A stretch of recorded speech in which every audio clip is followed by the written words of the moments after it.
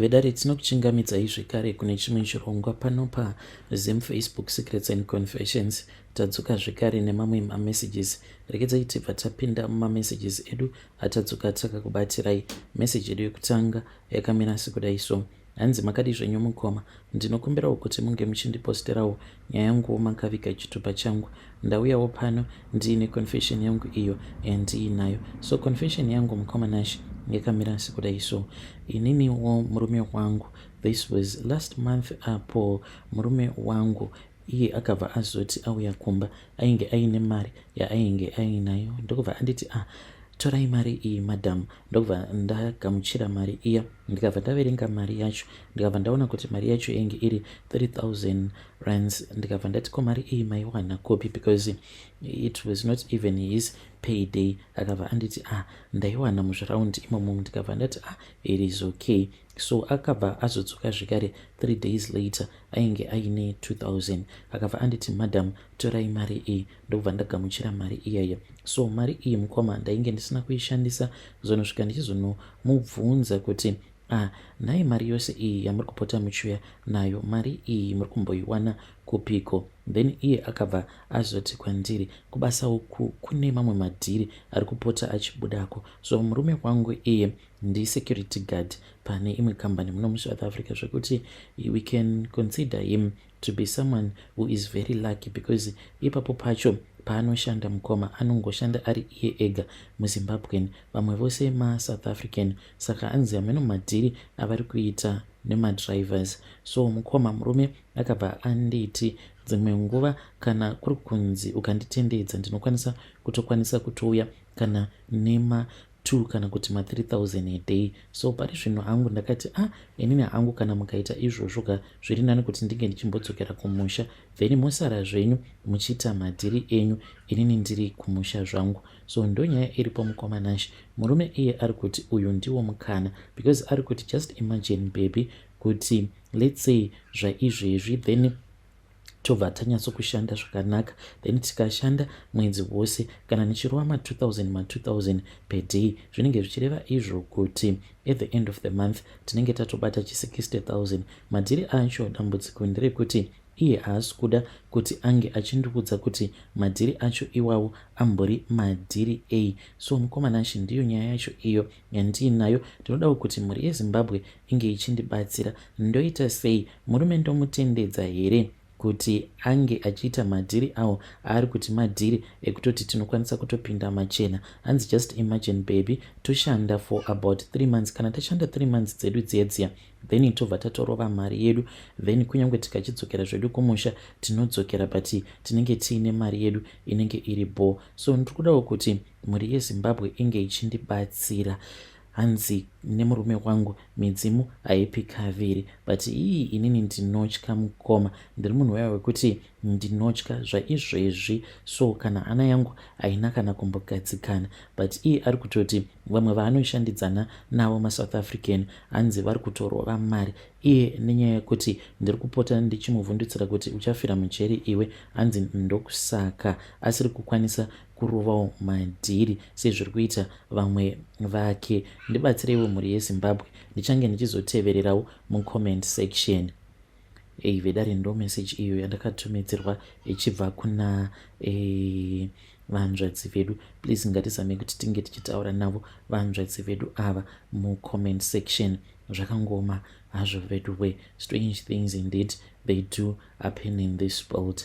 Just imagine, hanzi murume ari kuti ndinokwanisa kutoya ne 2,000 a day. Yeah, let us try to give some advice in the comment section. Regedzai tibva taenda panyedu inotevera. Nyedu inotevera yakamira sekudai so: hanzi makadi zvenyu mukoma, ndinokumbirawo kuti munge muchindiposterawo nyaya yangu makaviga chitupa changu. Ndauyawo pano ndiine confession yangu iyo yandiinayo. I know kuti zvinhu zvandakaita it was very wrong, but sometimes upenyu uhu watava kurarama zvinotoda kutoti kana ukagara watoonawo murume uyo anenge achitokudza kutoti anenge achitokuda, unenge uchifanira kutoti unge uchitoitawo zvinoitawo so that munhu ange achizotova kwako. Panguva yacho kuma areas kwatainge tichigara nemurume wangu kwainge kuchinetsa transport zvisingaiti. So there was this other day, usiku hwacho tainge tarara nemurume wandainge ndichigara naye tichinetsana zvisingaiti. Munongoziva kuti zvinongobohwa apa ugere nemunhu wekuti anenge asina kana kumbokubvisira kana sendi, apa muchingogara muchingotukana. So the following Saturday ndo pandakabva ndazoti I just wanted to go to town. Ndainge ndichida kuti ndinge ndichimbonofurwa zvangu nemhepo nditori mumamudhu mamwe aya. Ndakamukira makuseni ndokubva ndamumirira kuti iye ange achienda kubasa, because ndaiziva kuti kana ndikamuudza kuti ndainge ndichida kuenda kutown, apo takarara usiku hwose tichitukana zvaiye aikwanisa kuzoramba kana kundinyima mari. So ndakabva ndaita sekunge ndainge ndichazoswera ndiri pamba. Akatoti palunch ndiri kukumbira kuti unge uchizondibikira chakati nechakati. Ndikati iri bho. Akabva azouya ndokubva azotorwa nemurungu wake ndokubva vaenda paya. Iye akangoti achingobuda like kuma 8 iniwo ndichitogeza ndichitobuda. Ndakati ndofamba zvino makombi kutoti mataxi angawanikwa. Ndo pandakabva ndazona imwe motikari yandakabva ndazohaika. Tokwira mumotikari muya ndichitofungidzira kuti murume wacho ainge ari wemuno muSouth Africa, but mukuzonotaurirana ndo pandakabva ndaona kuti ainge achitobvawo kumusha seni. Takakurukura paya kudzamara baba vaya vazondipfimba. Ndikabva ndabvuma mukoma, but ndichinobvuma manje vakabva vati haudi here kuti tinge tichimbonotsvaka kwekuti tinoswera zvedu tiri. So I never thought kuti vainge vachazondiendesa kulodge. So mushure mekunge ndabvuma paya vakabva vati iri bho. Motikari ndokubva yadhiraivhwa paya, tikabva taenda nekumadrive in, ndikabva ndatotengerwa chikafu bho paya. Ndainge ndava kutofara. Ndakazotoona motikari yava kutonokona ndisi uyo tava kutoenda kumabooking. Mukomanachi ndakabva ndanyara even though ndainge ndisingadi. Ndokubva tatopiwa rume yedu, takazoswera muswero wese wezuva tongoita bonde. Ndiyekupedzisira ndo patakabva tazoitirana bonde pasina kushandisirana dzeverero. Kubva ipapo love yedu yakabva yatova very strong. Vakabva vandiudza kuti vainge vainewo munhu wavo, but nemunhu wavo vainge vachiratidza kuti he was not happy. Ndikabva ndatotora advantage paya. So ndakazoti ndaenda kumba kwavo for a sleep over. Ndakati ndaenda kuya already ndainge ndiine muteuro uyo wandainge ndakapiwa mushure mekunge ndaenda kune vamwe madzibaba. Ndikabva ndavaudza kuti kwainge kuine munhu uyo wandainge ndava kufambidzana naye, wandainge ndava kutoda zvekudaro. Saka ndakabva ndazopiwa munamato. Ndikabva ndanzi munamato uyu kana mukasvika kumba kwake nofanira kuti munge muchidai. So mukuzonotsvaira zvekare nekumubikira ndainge ndichingoshandisa munamato uya kuzonosvika munhu ava kutoti ndikuda kukuroora. Uya wandainge ndichigara naye ndainge ndava kuti zvino munhu uyu ndomuramba sei. Ndakazomuramba zvezvezvo chikawadi zvekuti even up to date akambonditextira message mushure mekunge awana nhamba dzangu dzandiri kushandisa. Akangonditi uri satani wemunhu, because ndakamuramba zvezvezvo chikawadi kuramba munhu zvekuti in his life haazombodi kana kunzwa nezvako. Zvaizvezvi mukoma ndigere ndakatoroorwa. Ndo kuwanawo kwandakaita murume uyo wandigere naye. Ndakatodhingurawo umwe ainge ndakatongosvikawo paground paine umwe munhu ainge aripo. Ndikabva ndadhingura ainge aripo. Ndakatongozviudza kuti zvakangofanana nekuti varume vacho vashoma munyika. So if there are people who can judge me, you can judge me, but inini I had to do what I had to do panguva yacho iyoyo. Vedare ndo message iyo yandakatumidzirwa ichibva kuna vanzvadzi vedu. Zvakangooma hazvo vedu we. Pakaipa. Hanzi ndakazviona kuti varume munyika vashoma. Ndikabva ndaona kuti zviri nani kuti ndingotorera wacho uyo ainge agara aine munhu wake. Pakaipa. Regedzai tibva taenda panyedu inotevera. Nyedu inotevera yakamira sekudai. Hanzi makadii zvenyu mukoma, ndinokumbirawo kuti munge muchindiposterawo nyaya yangu makaviga chitupa changu. Inini ndauyawo pano ndiine confession yangu iyo yandiinayo. Ndainge ndakambosiyirwa nyoka nagogo vangu, but nyoka iyi mukomanashi kuburikidza nekunamata, nyoka iyi yakazosvika pakunoparadzwa nevamwe pastor kuchechi kwandainge ndichienda apo pandainge ndichiri kuzimu. Zvakaitika mukomanashi ndizvekudai, amai vangu vakafa mushure mekunge vashayika. Ndokubva tazonzi tainge tichifanira kuti tinge tichigara nagogo. Mukomanashi takararama upenyu hwainge huchirwadza nagogo. Apa gogo futi vainge vari muroi. Ngoma kana nichiti gogo vangu vainge vari muroi, I know what I am talking about. Pamba pagogo taigara tichiona imwe nyoka. Nyoka iyi handizivi kuti yainge iri mhando yipi yenyoka, but chandinoziva ndechekuti nyoka iyi yainge iri yeblack.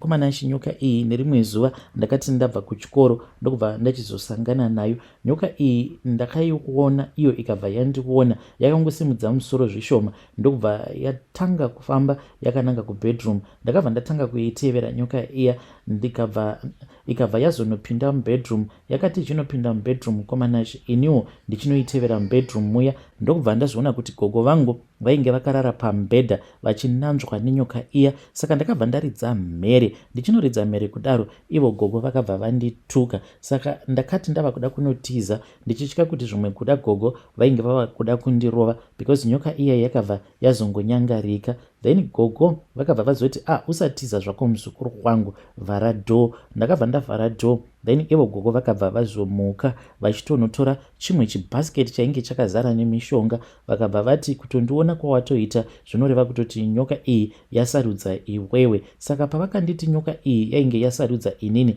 handina kukwanisa kunzwisisa. Vakabva vazonditi chirara pamubhedha apa, ndokubva vazokwiridzira uniform yangu. Vakabva vazonditanga kunditemerera nyora. Ndakatemererwa nyora dzainge tichikwana idzo kuita 6 live mukomanashi. Vakati vapedza kunditemerera nyora kudaro, ndokubva vazotora mimwe mishonga yavo vakabva vazotanga kukwiza panzvimbo paya apo pavainge vanditemerera nyora. Mukomanashi ndakabva ndabatwa nehope. Ndakazomuka, this was 2 days later.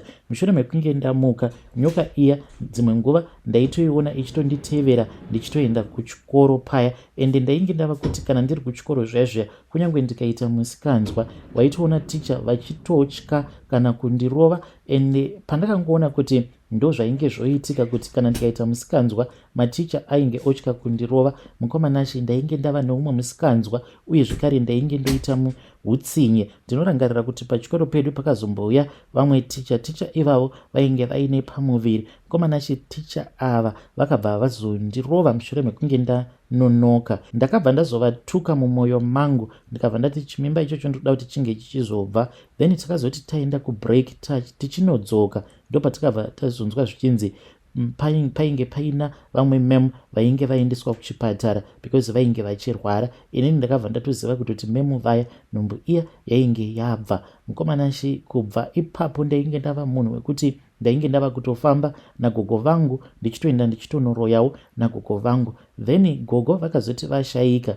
Then nyoka iyi manje ndakabva ndazoiudza kuti ndainge ndichida kuti inge ichindipa mvumiro yekuti ndinge ndichikwanisa kumboenda kunoshanda. Ndazoenda kuHarare ndobva ndachizotanga kushanda samaid. Saka vanhu avo vandakatanga kushandira mukoma, mukadzi wachona iyewo ainge achitoroya. Tainge takatogara takatoconnecta in the spirit world, but mistake manje yakazoitika ndeyekuti akazoenda kurufu nevamwe sisi vake. Saka akati aenda kurufu kuya kwainge kuina vamwe mufundisi vakazomuona kuti ainge ari muroi vachida kuti vange vachipiwawo share yavo because vainge vakabatsira varoi vemuvillage imomo kuti vange vachizouraya uyo ainge afa. Saka vamufundisi vaya vakabva vatanga kunamata. Then madam boss vangu nasisi vavo vakabva vatanga kumanifesta, ndokubva vachizonongedzera vamwe vemuvillage, even though vaya vava vakanongedzera kuti ndivo vavainge vachiroya navo vakabva varamba vakati vainge vasingazvizivi zvose izvozvo. So madam boss vangu by the time pavakazodzoka vainge vatotendeuka. Vakadzoka mukoma, but ndainge ndava kusakwanisa kutarisana navo mumaziso because vainge vachiri negrace. Ndaitoona maziso avo achibvira moto ende ivo vaitonzwisisawo what I was going through, but vakabva vazoti vainge vachida kuti ndinge ndichizotendeuka. Ndakaramba mukoma, but vakandiudza kuti she was not going to fire me even though vainge vachiziva kuti ndainge ndiri muroi. Vakabva vati the same grace that located me, that is the same grace that I want it to locate you. Ende vaitogara vachitondinamatira. Dzimwe nguva ndaitomuka mukomanashi ndichida kutoenda kunosika bonde nemurume wavo. Ndichida kunosika bonde nemurume wavo ndainge ndichitira kuti ndinge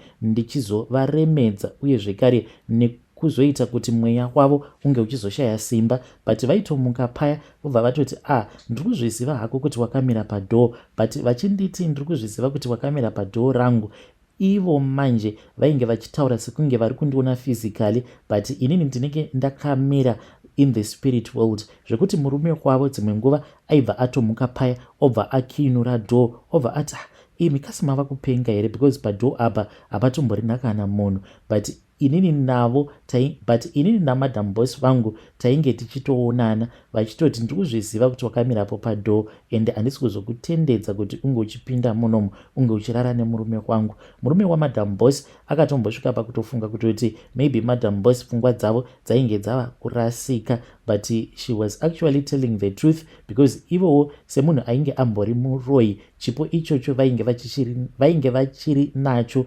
chekukwanisa kusensa kuti painge paine munhu ainge achida kupinda mumba umo mavainge vavete. Saka vaizoti makuseni paya pandinenge ndamuka vobva vati uya tinamate, even though ndaingoenda zvangu tobva tanamata tiri tose ndichitya kudzingwa basa, but vaitoti vachitonamata paya vaitonamata takatotarisana ndichiramba kuvhara maziso angu, because ndo vainge uri mutemo wangu iwoyo kuti vanhu vachinamata inini ndinenge ndakavhura maziso angu ndichitonamatawo ndichitotaura zvandinenge ndichida kuti zvinge zvichiitika. Vakandiitira patient shame amai ivavo kuzonosvika one day ndichizobvuma kuti ndinge ndichienda navo kuchechi. Ipapo ndainge ndakaenda kurufu rwevamwe gogo, saka gogo ava vainge vari muroi. Ndokubva ndazoinvaitwa neimwe friend yangu yadainge ndakangosangana nayo mutauni, tikabva tangonzwana namasimba kuti uyu muroi, then tikabva tatotanga kutowirirana paya. Saka akabva azondiudza kuti muclub mavo painge paina vamwe gogo avo vainge vakatomujoinisawo izvozvo zveuroi,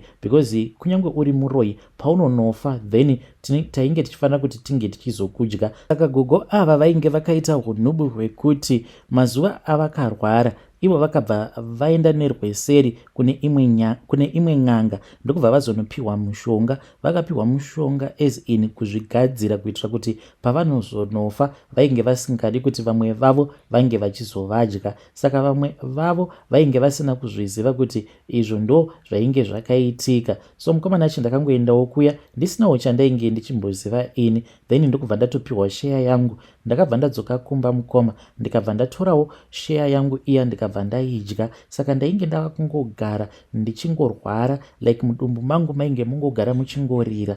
And I also want to advise vanhu kuti kana uine problem yekuti mudumbu mako munenge muchingogara muchingorira, kana uchikwanisa kuzifambira nyaya dzacho unofanira kuti unge uchidzifambira, because nguva zhinji ukaona mudumbu mako muchingogara muchingorira ziva kuti it's either kuhope unenge wakadyiswa mishonga isina kunaka kana kutodyiswa nyama yemunhu. Takabva tazoenda kuchechi namadam boss vangu. Takati taenda kuchechi kuya, then ndikabva ndagara zvangu kuback seat, because ndaitonzwa kutoti muchechi imomo mainge muine moto, was because kupresident worship kwainge kuine umwe mukadzi ainge akaita wechikuru. Mukadzi uyu mukomanashi ndaiti ndikamutarisa, so ndainge ndisingakwanisi kuti ndinge ndichiramba ndakamutarisa, because ainge achipenya pahuma pake apa. Ende aiti akatanga kuimba kudai, hey mukoma, ndaibva ndatanga kunzwa dzungu, ndobva ndaona kuti zvainge zviri nani kuti ndinge ndichigara hangu kuback seat. Mukomana achi ndakati ndakagara kuback seat kuya vamufundisi vakazoti vatanga kuparidza,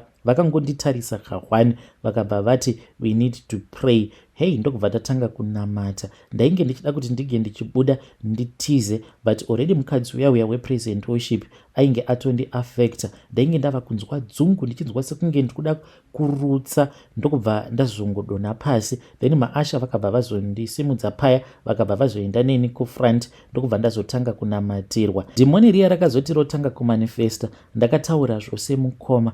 Yes, it was very embarrassing, but at the end of the day I just want to thank God kuti sezvandainge ndakaudzwa namadam boss vangu kuti one day I pray that grace is going to locate you, and on that day indeed grace located me.